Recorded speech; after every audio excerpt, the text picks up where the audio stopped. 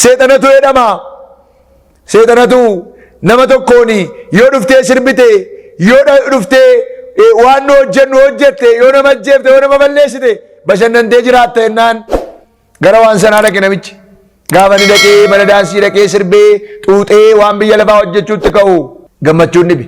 Maali kan nu walii galle hoo hin gammaddaa hin bashannantaa jettanii na fiddanii attameennaanii inni mastaawaqiyaadha. Warri waan qajeelaadhaaf gatii kaffalan hin lalisu. Akka maali? Akka muka bishaan qarqara jiru yeroo hundumaa baalli isaa gogee harcaanee isaan. Har'a garuu sagalee Waaqayyoo kanarra dhaabadheen gatii qajeelummaa isinitti argisiisa.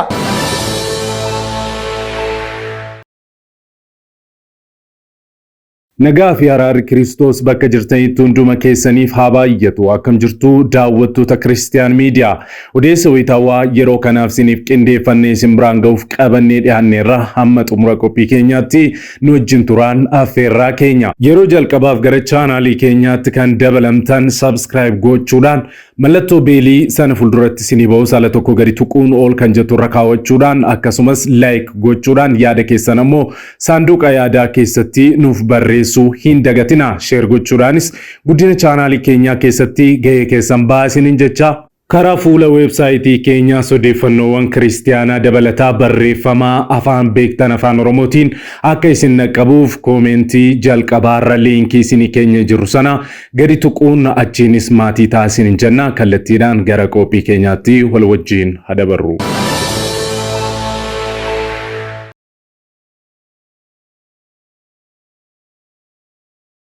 Tole nagaan Waaqayyo Abbaa, nagaan Waaqayyo Ilmaa, nagaan Waaqayyo Hafuura Qulqulluu, sadan Waaqayyo tokko hunduma keessaniif haa baay'atu. Akkam jirtu kabajamoof jaallatamoo saba Waaqayyoo guutummaa addunyaa kanarra jirtanii daawwattoonni Kiristiyaan Miidiyaa hundumti keessan akkam jirtu? Gooftaan inni nagaa keenya baay'isee biyya lafaa kanarra jiraannee gaarummaa isaa akka himnuuf dhugaa sagalee isaa immoo akka walitti lallabnuuf balbala banamaa kana inni nuu kennee Waaqayyo Gooftaan maccaa maqaan isaa bara baraan kan eebbifame haa ta'u. Egaa carraa kana argadhee karaa Kiristiyaan Miidiyaatiin dhugaa sagalee Waaqayyoo keessa koo jiru dubbachuudhaaf carraa kana argachuu kootti baay'een isin galateeffadha. Waaqayyo Gooftaan immoo carraa kanaan namoota baay'eetti sagalee isaa hin dubbata jedheen abdadha. Kanaaf Waaqayyo ittisa bantii Waaqaa banee ergaa isaa akka nu erguuf gabaabaatti Waaqayyoon walii wajjin kadhannee gara sagalee Waaqayyoo dhaggeeffachuutti walii wajjin darbina. Waaqayyoon walii wajjiniin kadhanna.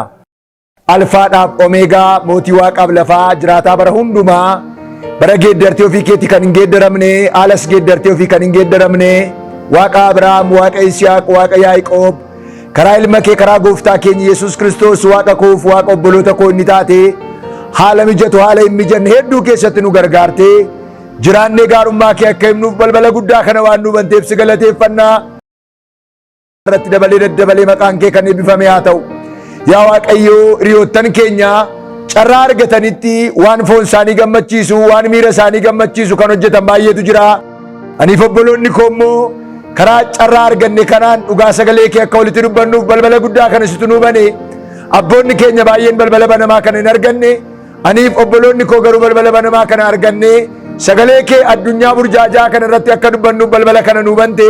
Dabalee daddabalee maqaan kee kan eebbifame haa ta'u. Yaa Waaqayyo si galateeffata.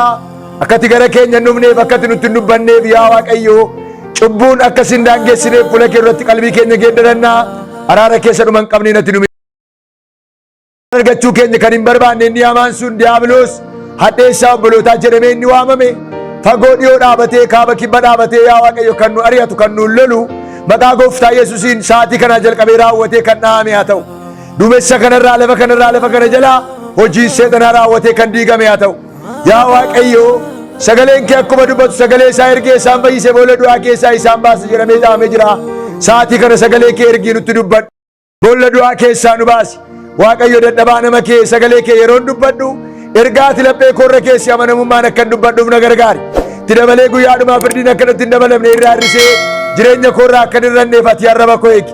Waan ati dubbachuu barbaanne arraba koorra hin dhufin. Waan ati dubbachuu barbaadde immoo arraba koorraa dhufu. Hamma dhumaatti nu wajjin ta'i maqaa ilma kee maqaa gooftaa Yesuus Kiristoos. Abdii Gammachuun jedhama. Kanan jiraadhu biyya Itoophiyaa keessaa naannoo Finfinnee magaalaa Buraayyuu hojiin koo tikseedha yookaan paastarii jechuudha. hojii wangeelaan hojjedha. Kanaaf har'aa guyyaa har'aa kana sagalee Waaqayyoo wanta furri Waaqayyoo laphee koorratti jabeesse waliin qooddanne jedheen carraan argadhe kanatti dhimma bahee dhufee jira. Sagalee Waaqayyoo keessaa kutaa macaafa qulqulluu iddoo tokko dubbifanneetu sabooddee walii wajjiniin dubbii Waaqayyoo ilaalla. Nan dubbisa sagalee Waaqayyoo akkana jedha.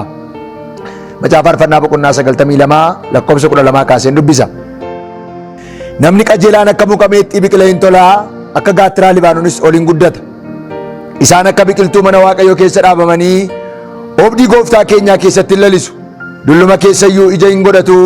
Isaan yeroo hundumaa jiidha qabu hin lalisu. Kun qajeelina Waaqayyoo in himaa, inni kattaa kootii isa bira immoo jal'inni. Waa'ee macaafa faarfannaa yeroo biraa ilaaluu dandeenya, irratti dubbachuu dandeenya. Macaafa faarfannaa kana keessatti namoonni qooda fudhatan hedduutu jiru. Ilmaan Qoray, Daawitis qooda keessatti fudhateera. Kutaa kana irratti kan dubbatu Daawit gaafa haasa'u namni qajeelaan jedheetu waa'ee qajeelummaa dubbata. Namni qajeelaan akka muka meexxii biqilee hin tolaa, akka gaattiraa Libaanoonis ol hin guddata jedheetu waa'ee qajeelinaa haasa'a. Anis carraan argadhe kanaanii sagalee Waaqayyoo gatii qajeelummaa mata duree jedhu irrattan yeroo gabaabaa dubbii Waaqayyoo dubbadha. Sagalee kanarraa akka arginu sagalee Waaqayyoo waa'ee qajeelummaa gaafa dubbatu macaafa faarfannaa boqonnaa tokko irrattis waa'ee qajeelinaa akkana jedhee dubbata. Namni akka warra gorsa jallootaatti hin deddeebine, karaa cubbamoonni irraa adeeman irra kan hin ejjenne, warra geessanii wajjin tarree kan hin teenye gammachuu qaba. Qooda kanaa isa gammadu kanatti seerri Waaqayyoo hin tolaa. Guyyaa waa'ee seera Waaqayyoo hin yaada. Inni akka muka bishaan yaa'aa qarqara dhaabame yeroo yerootti lalisu, yeroo yerootti ija kennu, baalli isaas gogee hin harcaaneeti. Wanti inni hojjetu hundinuus waliin qixxaataafidha. Macaafa faarfannaa boqonnaa 91 irraa waa'ee qajeelummaa gaafa haasa'u namni qajeelaan akka muka meexxii biqilee hin tolaa'edha. Bara nuti keessa jiraannu kana keessa bara iddoo baay'eetti waa'een qajeelummaa haasa'amuu dhiise, iddoo hedduutti waa'ee jallinaa yeroo namni koratu, yeroo namni wal ajjeesuu, wal balleessuu, sabaan wal qooduu, lagaan wal qooduudhaan guute keessa jirra. Addunyaa akkasii keessa jirra. Kanaaf Waaqayyo yeroo kana qajeelummaatti akka nu deemnu barbaade waa'ee qajeelummaa akka nu wal yaadachiifnuuf ergaa kana nuuf erge. Kanaaf qajeelummaan gatii guddaa qaba. Qajeelummaan gatii akkamii akka inni qabu sagalee Waaqayyoo irraa walitti argisiifna. Egaa Daawit gaafa dubbatu namni qajeelaan akka muka meexxii biqilee hin tolaa'edha. Bara nuti keessa jiraannu kana keessa abalufaan jalina hojjetanii milkaa'anii, abalufaan jalina hojjetanii gamoo akkasii qabu, konkolaataa akkasii qabu jedhee yeroo namni jalinatti wal kakaase keessa jirra. Har'a garuu sagalee Waaqayyoo kanarra dhaabadheen gatii qajeelummaa isinitti argisiisa. Qajeelummaatu laga nama ceesisa malee jallinni laga nama hin ceesisu. Jireenyi jallootaa akka biqiltuu ganama argamee booddee dhabamu akka inni ta'e sagalee Waaqayyoo bareechee dubbata. Kanaaf Daawiti namni qajeelaan akka muka meexxii biqilee hin tolaa, akka gaattiraa Libaanoon ol hin guddate. Bara namni jallinatti korate, bara namni waan jallaa hojjechuu murteeffate kana keessan ergaa kana isinitti hima. Ilaa dhaggeeffadhaa. Sagalee kana kan dhaggeeffattan Waaqayyo gooftaan maccaa jalloota hidda isaanii lakkaa hin adaba. Milkiyaas boqonnaa 4 irratti gaafa laallu akkana jedha, guyyaan Waaqayyoo hin dhufedha. Guyyaan Waaqayyoo hin dhufedha. Sagalee kana yoo dhaqee dubbise nan jaalladha. Natti tola yeroo kootti dhimma ba'uudhaaf. Milkiyaas boqonnaa 4 irraa akka jedha sagalichi dubbise boqonnaa 4. Waaqayyo gooftaan maccaa kunoo guyyaan akka iddoo ibiddaa gubu hin dhufa. Yommus warri koortuuniif warri hamaa hojjetan hundinuu akka cidii hin ta'u. Guyyaan dhufu sun isaan hin guba, hidda yookiis damee isaaniif hin hambisu. Isin warra maqaa koo sodaattaniif garuu aduun qajeelummaa inni qarrisaa fayyina of keessaa qabu isiniif hin baay'edha. Akka jabbii goorana keessaa ba'ees gadi baatanii hin burraaqxu. Jallootaaf qajeelota gargar fuudheetu iddoo lama kaa'ee argisiisa. Kutaan kun immoo warra jallootaaf hidda yookiis damee isaaniif hin hambisu. Guyyaan dhufu sunidha. Kanaaf Waaqayyo gooftaan jallootatti akka inni baradu, warra hamaa hojjetanitti akka inni baradu, qajeelotaaf immoo Waaqayyo gaarii akka inni godhu, guyyaan qajeelotaaf akka inni dhufutu sagalee Waaqayyoo dubbata. Daawit gaafa faarfannaa kana irratti boqonnaa 92 lakkoofsa 12 kaafnee gaafa laallu namni qajeelaan akka muka meexxii biqilee tolaa, akka gaattiraa Libaanoonis ol hin guddate. Gatii qajeelummaa walii wajjin ilaalla. Gatiin qajeelummaa kun maali? Qajeelummaan maal namaaf godha? Qajeelummaan kun maal namaaf godha? Isa jedhu walii wajjin ilaalla. qajeelummaan isa jalqabaa. Qajeelummaan kuni kan inni namaaf godhu ija namatti godha. Sagalee Waaqayyo macaafa faarfannaa boqonnaa 1:1 kaane yoo laalle isaan akka muka bishaan bukkee dhaabatee yeroo hundumaa lalisuuti jedha. Qajeelonni hin lalisu. Ilaa isinitti hima namoonni sagalee kana dhaggeeffatan jallootatu lalisa miti. Warra hamaa hojjetantu lalisa miti. Warra wal balleessantu lalisa miti. Qajeeloti hin lalisu. Warri waan qajeelaa hojjetan, warri waan qajeelaadhaaf gatii kaffalan hin lalisu. Akka maali? Akka muka bishaan qarqara jiru yeroo hundumaa baalli isaa gogee harcaaneeti isaan ija godhatu warri qajeelonni. Kiristaanota obboloota koo carraa kan argattanii karaa Kiristiyaan miidiyaa ergaa kana kan dhaggeeffattan dhaga'a. Qajeelota akka isaan lalisan hin godha. Akka isaan ija godhatan hin godha. Yeroo itti baalli jalloota irraa harca'uun dhufa. Yeroo itti Waaqayyo gatii qajeelummaa kaffaluun dhufa. Yeroo itti Waaqayyo qajeelotatti ija godhuun dhufa. Hin godhiyoominaa. Bara namni waliin dhahee milkaa'edhan jedhinaa. Warri waliin dhahan lafa ga'anii dhaabatan qabu. Warri waliin rukutan lafa ga'anii dhaabatan qabu. Misiraachoo warri waan qajeelaa, warri waan gaarii hojjetan Waaqayyo gooftaan ija isaanitti godha. Ija godhatu. Bara namni waan godhu wallaale kana keessa, bara namatti guyyaan dukkanaa'e keessa dhaabadhaa gooftaa eegaa. Dhaabadhaa waan qajeelaa hojjedhaa. Waaqayyo gooftaan maccaa ija isinitti godha. Warri waan qajeelaa hojjetan ija godhatu. Ija godhanna yoo waan gaarii hojjen, yoo waan qajeelaa hojjen ija godhanna. Kanaaf sagalee kana wajjin kana deemu dubbiin Waaqayyo wangeela gooftaa keenya Yesuus Kiristoos Maatewos barreesse boqonnaa 5 gubbaatti gooftaan keenya Yesuus Kiristoos gaafa lallaba jalqabu sagalee kana jedhuun jalqaba. Boqonnaa 5 lakkoofsa 1 kaasee nan dubbisa. Akkana jedha. Yesuus namoota baay'ee sana argee gaaratti ol ba'ee erga inni taa'es bartoonni isaa gara isaatti walitti qabaman. Inni barsiisuma kanaan afaan isaa saaqqate. Karaa hafuuratti hiyyeessota warri ta'an gammadan. Mootummaan Waaqayyoo kan isaaniiti. Warri garaan isaanii gaddee gammadan isaan jajjabina hin argatu. Warri garraamina gammadan isaan biyya sabdachiifame hin argatu. Warri waan qajeelaa akka midhaanii beelaan akka bishaanii dheebotan gammadan isaan geessifachuuf jiru. Warri maal dheebotan? Waan qajeelaa akka bishaanii kan dheebotan akka midhaanii kan beelaan maaloo waan qajeelaa. Dheebuun koof dheebuun keessan maal dheebochaa irra nuyi? Walajjeesuu dheebochaa irra moo? Nama balleessuu dheebochaa irra moo? Karaa itti nama kan biraa miidhuu dheebochaa irra moo? Waan qajeelaa dheebochaa irra. Dheebuun koof dheebuun keessan maali? Maal dheebochaa irra obboleettii koo? Maal dheebochaa irra obboleessa koo? Har'a of ilaali. Ofin ilaalaa of ilaalaa. Gadi isin irratti isinis of ilaalaa. Dheebuun koof dheebuun keessan maal dheebochaa irra? Dheebuun kee waan biyya lafaati moo? Dheebuun kee waan darbu kana moo? Maal dheebochaa irra? Warri waan qajeelaa akka midhaanii beelaan akka bishaanii dheebotan geessifachuuf jiru. Namni baay'een bara nu keessa jirru kana qilleensaa bootaa adeema, hin fiiga, bira ga'ee hin beeku. Yoo manachi gaa'edha hin sassata. Maaliif lafa gahaanne ga'uu dadhabnee? Tarii waan nu dheebonneetu waan qajeelaa miti laata? Waan nu beelofneetu waan qajeelaa miti laata? Tarii waan biraa dheebonnee laata? Gara gooftaa kana kan dhufne baay'een keenya inni kaan fayyina foonii barbaacha dhufe. Inni kaan mana gaalchaa ijaarrachuuf dhufe. Abaluu erga pheenxee ta'ee jireenyi darbee fi erga pheenxee ta'ee waan gaarii argatee dheetu baay'een namaa gara gooftaa kana dhufe. Fayyinni nuun gallee laata? Waan qajeelaan kanaaf nurkaa badee laata? Dheebuun koof dheebuun keessan kanaaf waan biraa ta'ee laata? Har'a of ilaallu obboloota koo. Seexanatu nama tokkoon yoo dhuftee sirbite, yoo dhuftee waan nu hojjennu hojjette, yoo nama ajjeefte, yoo nama balleessite bashannantee jiraatta jennaan gara waan sanaa dhaqe namichi. Gaafa ni dhaqee mana daansii dhaqee sirbee xuuxee waan biyya lafaa hojjechuutti ka'u gammachuun dhibe.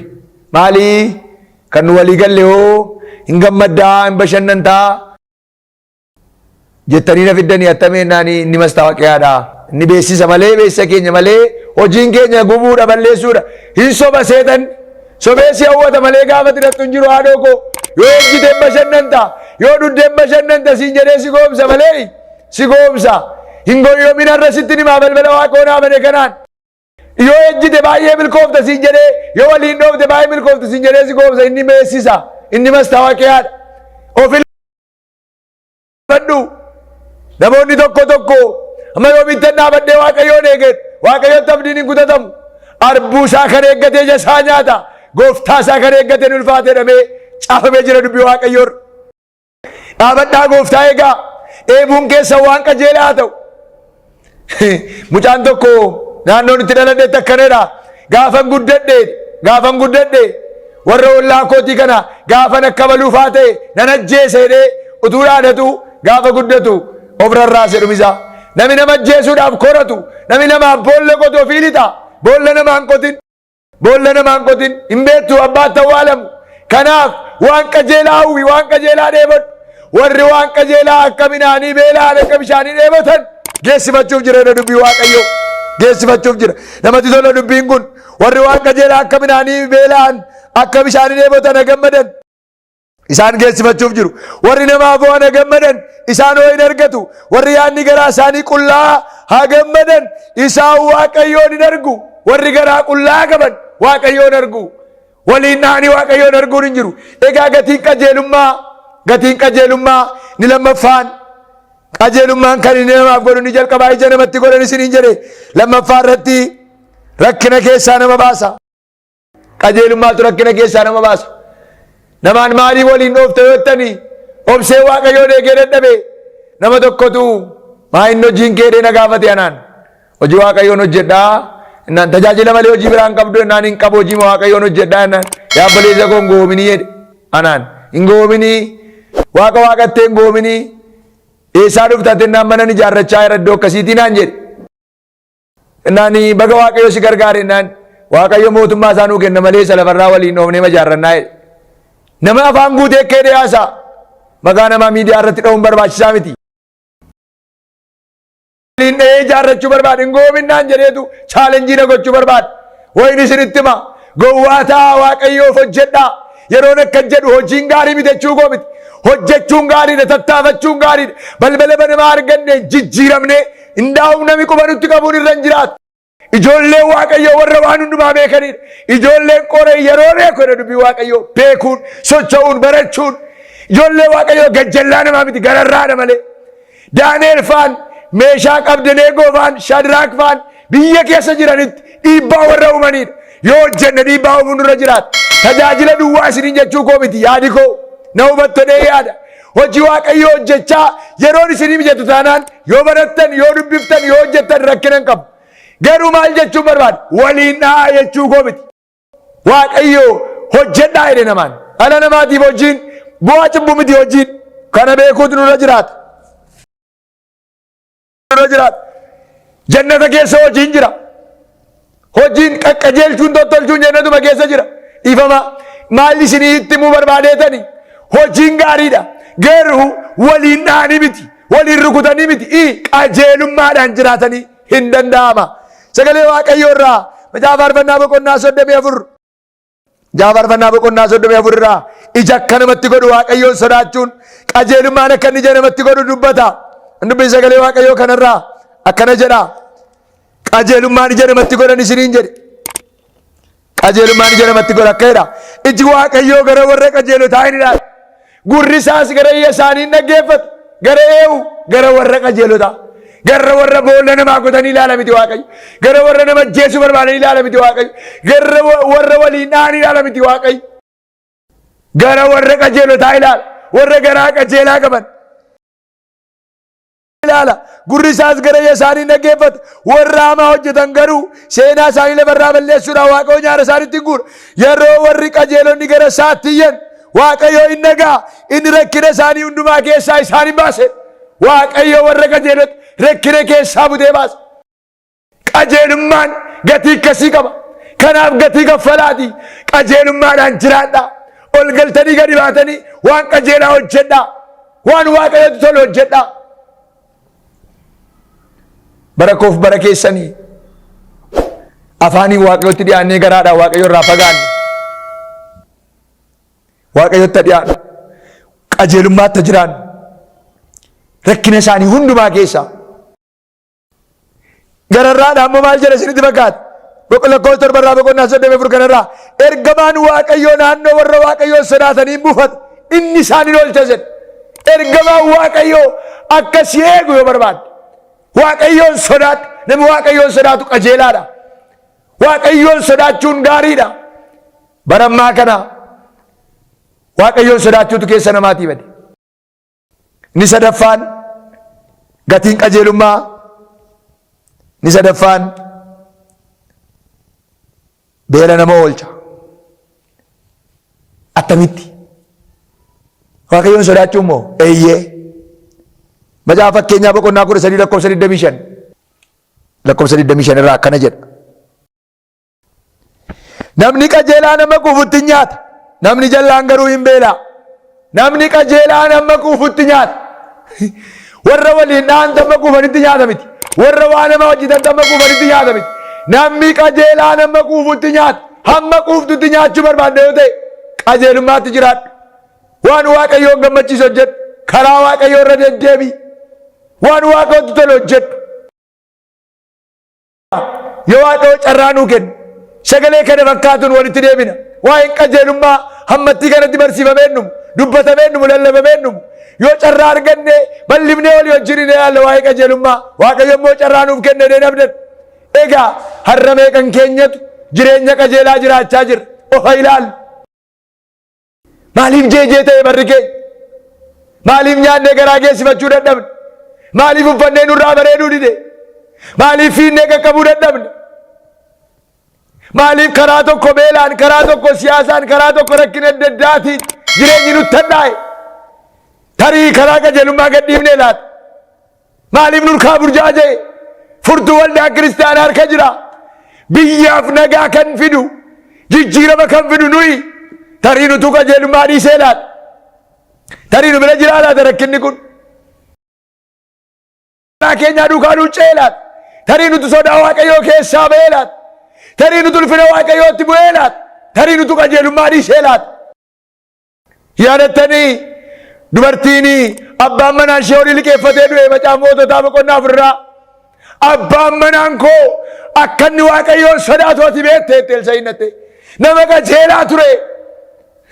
Hidhaatirra ture, liqiitirra ture, nama qajeelaa ture. Gargaaramuutu sirra jiraata. Maaliin si gargaare namni Waaqayyoo? Namni Waaqayyoo qajeelummaa dhaalchisee du'e. Ijoollee isaa ani bisinoo maal dhaalchisaa irra laata? Mana keenya, biyya keenya, dhaloota maal dhaalchisaa irra? Dhaloonni maal nurraa dhaalaa jira? Waaqayyoon sodaachuu nurraa dhaalaa jira moo addaggummaa nurraa dhaalaa jira? Namoota baay'ee gaafa itti sittanii dubbiftanii abaluun ilaaleen dogoggoreedha. Tarii sababii dogoggora namaati mo'an, sababii deebi'uu namaati laata? Namoota meeqatu gara Waaqayyootti deebi'e? Na ilaalee immoo nama meeqatu gubate? Ofan ilaalaa, ofa ilaallu. Waaqayyo isa dhageenya nuuf eebbisu, eebbifamaa. Tole egaa sagalee isaa isa nutti dubbate Waaqayyoof galannaa ta'u. Egaa yoo Waaqayyo nu gargaare sagalee kanatti fufnee walii wajjin ni ilaalla. Lafa jirtanitti jireenya keessan ilaaluun jabaachuun gaariidha. Fureen keenya Yesuus Kiristoos deebi'een dhufa. Akka ammaa kanatti nafu wanti hundumtuu hin calalama, wanti hundumtuu hin darba. San dabarre mootummaa isaatti Waaqayyo nu haa yaadatu. Eebbifamaa. Barri keessan jireenyi keessan eebbifamu. Yeroo gaarii qabaadhaa. Waggoota dheeraadhaaf kiristaanonni miidiyaalee ittiin sagalee isaanii ibsatan dhabuun rakkataa turaniiru. Bari'uun waan hin oolleef maarree kunoo Kiristiyaan miidiyaa sagalee nuuf ta'aa jira. Kanaaf miidiyaa haqaa odeeffannoo dhugaadhaaf wayitaawaa yuutuubii Kiristaan miidiyaa subscribe, like, share godhaa. warra sagalee dhabaniif sagalee ni taana. Yesuus fayyisaadha. Egaan daawwattoota Kiristiyaan miidiyaa qophiin yeroo kanaaf siniif qindeeffannee kanneen hanga ammaatti daawwattanidha. Yeroo jalqabaaf yookaan qophii keenya walakkaatti gara chaanaalii keenyaatti kan dabalamtan subscribe gochuudhaan mallattoo beelii sana fuulduratti sinii ba'u ala tokko gadi tuquun ol kan jettu irra kaawwachuu akkasumas like share gochuun saanduqa yaadaa keessatti immoo yaada keessan nu kaa'uu hin dagatina. Dabalataan karaa fuula weebsaayitii keenyaa www.christiannewsethiopia.com odeeffannoowwan kiristiyaanummaa afaan beektan afaan Oromoo argachuu hin dagatina sinin jenna. Linkii isaa koomentii jalqabaarra isinii keenya. Sa'aatii muraasaa booddee odeeffannoo haaraaf gara biraatiin amma deebinee ol arginutti turtii gaarii isiniif haa ta'u. Nagaan tura.